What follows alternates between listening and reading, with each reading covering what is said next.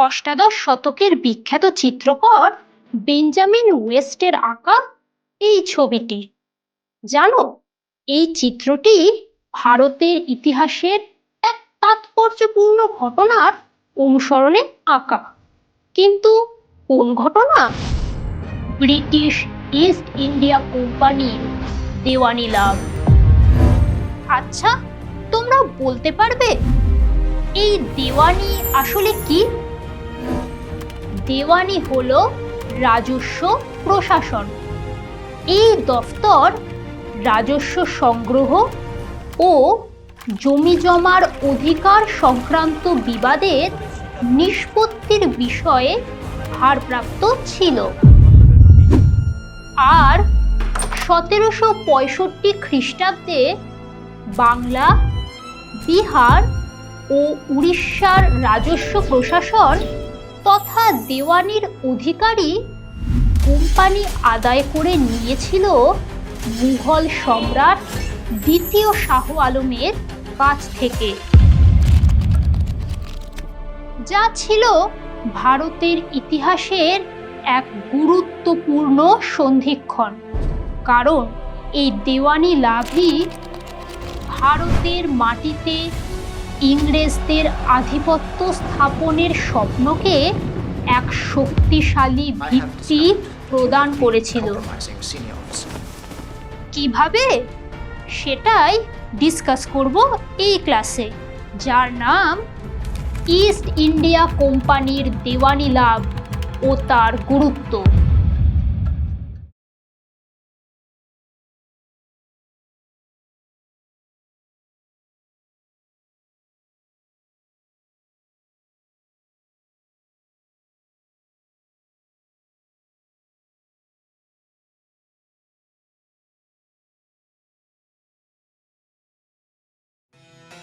সময়টা 1765 সালের ফেব্রুয়ারি মাস। মারা গেলেন তৎকালীন বাংলার নবাব মীর জাফর। পিতার পর সিংহাসনে বসেন মীর জাফর পুত্র নজম-উদ-দৌলা। ইতিমধ্যে ঘটে গেছে ইতিহাস বিখ্যাত বক্সারের যুদ্ধ, যেখানে বাংলার নবাব মীর কাসিম, দিল্লির সম্রাট শাহ আলম ও অযোধ্যার নবাব সুজা-উদ-দৌলার মিলিত জোটশক্তি পরাজিত হয়েছে ব্রিটিশ ইস্ট ইন্ডিয়া কোম্পানির হাতে। বক্সারের যুদ্ধে এই জয়লাভের ফলে বাংলায় বাণিজ্যিক সুবিধা থেকে শুরু করে রাজনৈতিক প্রভাব সবেতেই দেখা দেয় কোম্পানির ক্ষমতার বাড়ন্ত। কিন্তু সমস্যাটা কি ছিল জানো? ক্ষমতা থাকলেও কোম্পানির কাছে ছিল না তার আইনগত ভিত্তি। কাজেই এই পরিস্থিতিতে কোম্পানির লক্ষ্য হয়ে দাঁড়ায় বাংলায় ক্ষমতা লাভের আইনানুগ স্বীকৃতি আদায় করা। এমতাবস্থায় ইংরেজরা বাংলার নবাব নজম-উদ-দৌলার সঙ্গে একটি চুক্তি স্বাক্ষর করে। তাতে বলা হয়, ইংরেজদের মনোনীত একজন ব্যক্তি বাংলার নায়েব নাজিম বা ডেপুটি সুবাদার পদে আসীন হবেন এবং বাংলার শাসনতন্ত্রের গুরুত্বপূর্ণ দিকগুলি তিনি দেখাশোনা করবেন। এমনকি ইংরেজ কোম্পানিকে না জানিয়ে নায়েব নাজিমকে পদচ্যুত করার ক্ষমতাও নবাবের ছিল না। আর এই পদের জন্য কোম্পানি বেছে নেয় মোহাম্মদ রেজা খানকে। তবে শীঘ্রই গল্পে আসে এক নতুন মোড়। কার হাত ধরে জানো? রবার্ট ক্লাইভের। 1765 খ্রিস্টাব্দে দ্বিতীয়বার তিনি বাংলার মাটিতে গভর্নর হিসেবে পা রাখেন। এদিকে কোম্পানির সাথে হওয়া চুক্তিতে নজম-উদ-দৌলা ছিলেন অসন্তুষ্ট। তাই তিনি দেখা করলেন খোদ রবার্ট ক্লাইভের সঙ্গে। সাথে সাথে তৎপর হলেন ক্লাইভ, বাতিল করলেন সদ্য সৃষ্ট ডেপুটি সুবাদারের পদ। পরিবর্তে নবাবকে সাহায্য করার জন্য নায়েব, দেওয়ান ও শেঠদের নিয়ে গড়ে তোলেন একটি মন্ত্রিসভা। তবে এই মন্ত্রিসভা যদি প্রদেশের আইন শৃঙ্খলা বজায় রাখতে ব্যর্থ হয়, তখন দরকারি পদক্ষেপ গ্রহণ করার দায়িত্ব বর্তায় গভর্নর ও কাউন্সিলের হাতেই। সেই সঙ্গে নবাব নজমুদ্দৌলা বার্ষিক 50 লক্ষ টাকা পেনশন বা ভাতার পরিবর্তে কোম্পানিকে প্রদেশের রাজস্ব প্রদান করতে সম্মত হন। তাহলে দেখলে তো, বাংলার নবাবের ক্ষমতা কুক্ষিগত করতে লর্ড ক্লাইভ একেবারে উঠে পড়ে লেগেছিলেন।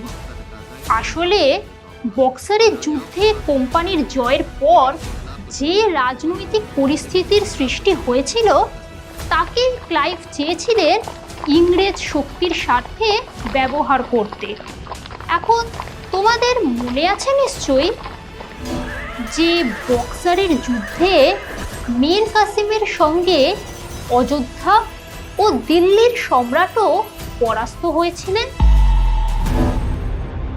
অর্থাৎ ক্লাইভ চাইলেই কিন্তু বাংলা থেকে দিল্লি পর্যন্ত এলাকার ক্ষমতা সরাসরি দখল করতে পারতেন, কিন্তু ধুরন্ধর এই কূটনীতিবিদ কোম্পানির সীমাবদ্ধতা সম্পর্কে সচেতন ছিলেন।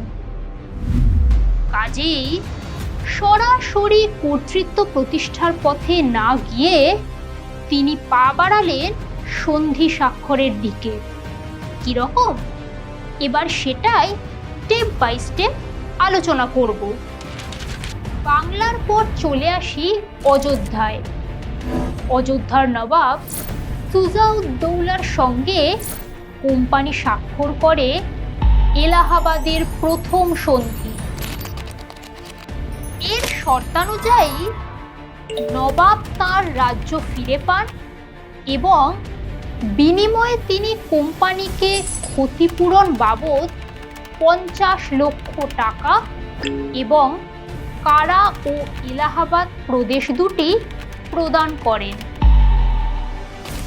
এবার আসা যাক বক্সারের যুদ্ধে অংশগ্রহণকারী অপর অন্যতম শক্তি মুঘল সম্রাট দ্বিতীয় শাহ আলমের প্রসঙ্গে।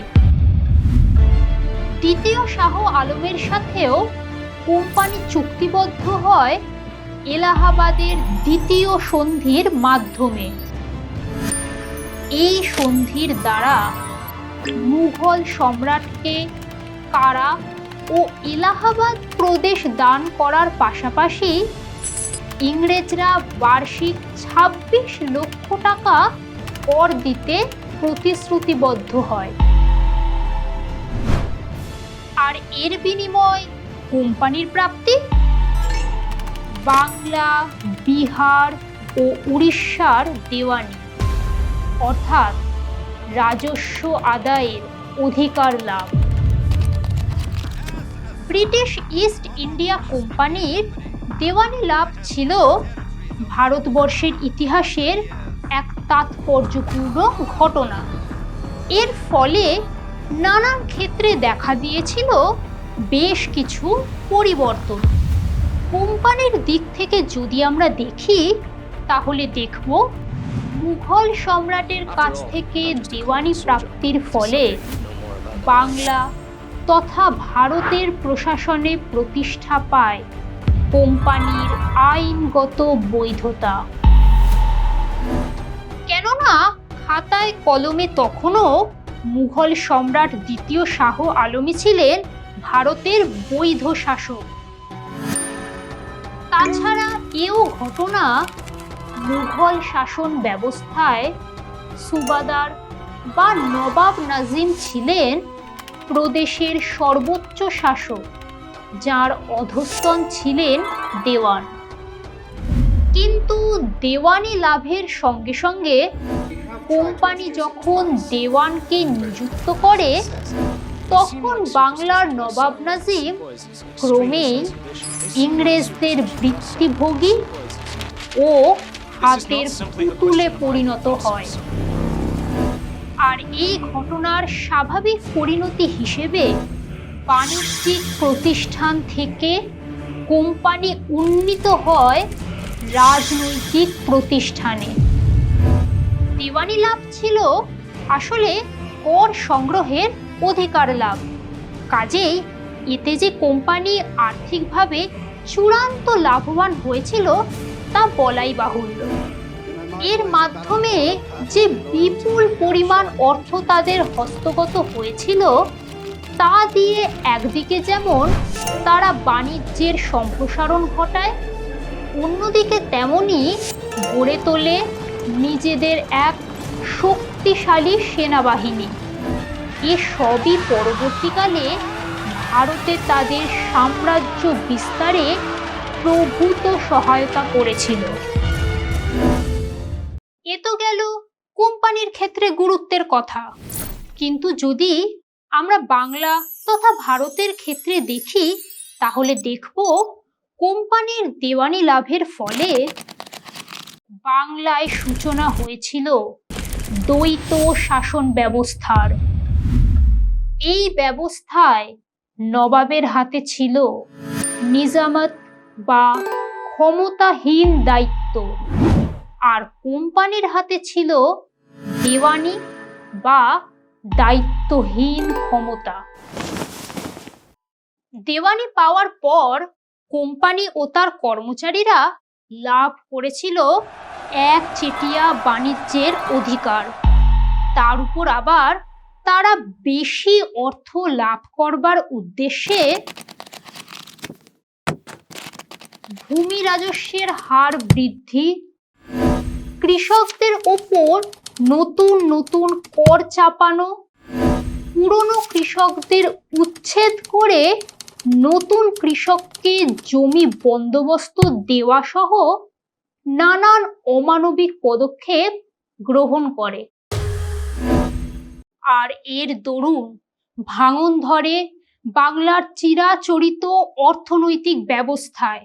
সংকটের মাত্রা তীব্র থেকে তীব্রতর হয়ে উঠলে বাংলার বুকে আছড়ে পড়ে ৭৬-এর মন্বন্তরের মতো ভয়াবহ দুর্ভিক্ষ, যার বর্ণনা দিতে গিয়ে